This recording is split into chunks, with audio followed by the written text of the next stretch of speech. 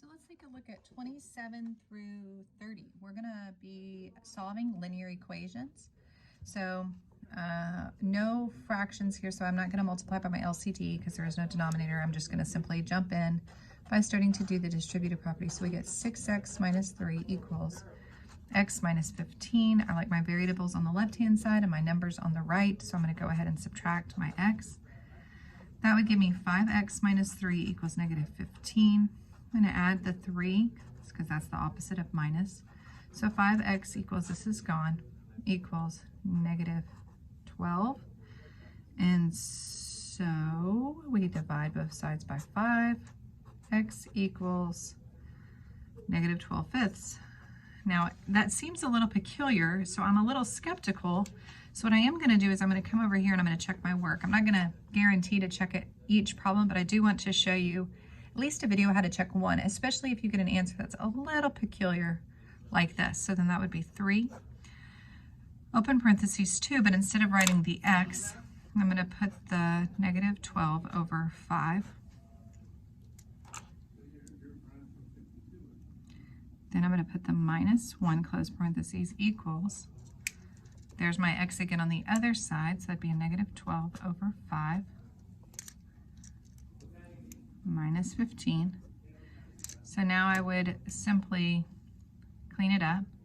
So when I multiply the 2 times that, that would give me negative 24 over 5 minus 1 equals negative 12 over 5 minus 15.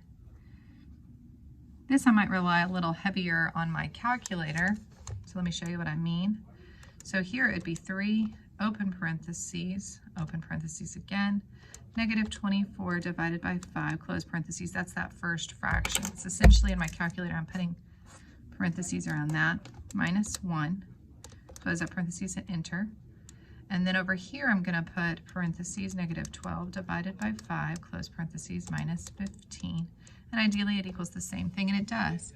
So that tells me that it does in fact check. It would get negative 87 over 5 equals negative 87 over 5. It doesn't really matter if this is decimal or fraction. At the end of the day, you want it to be equal. So they are in fact equal. So this is the right answer, even if it looks a little peculiar. So let's look at 28. 28, I would say the most disconcerting or the most problematic for some students is what exactly do I distribute here? So I would say go ahead and take the whole negative 3 and distribute it to those two terms. And so now it reads 7 negative 12x minus 6 equals 3 minus 4x. Now over here I would combine these. 7 minus 6 would give me 1 minus 12x equals 3 minus 4x. I would add my 4x, so that would be 1 minus 8x equals 3, because that's gone. Then I would subtract 1. Negative 8x equals 4, and then divide both sides by negative 8. This can be reduced, so you are expected to reduce it.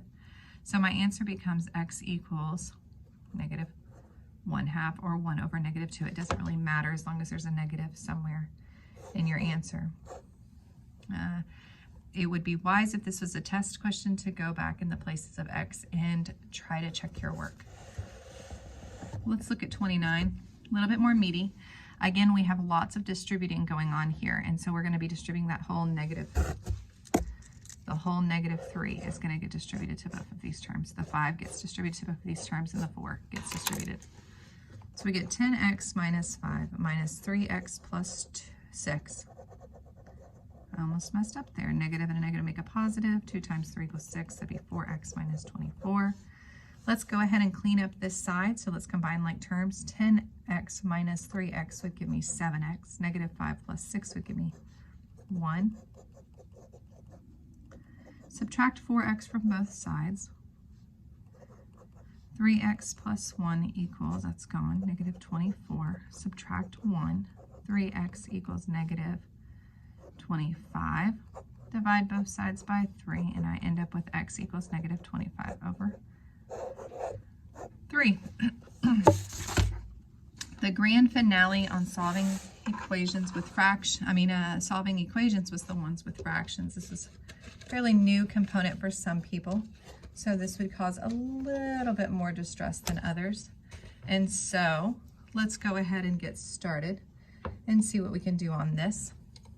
I have 6, 2, and 12. And we want to make sure that we multiply by the LCD between 6, 2, and 12.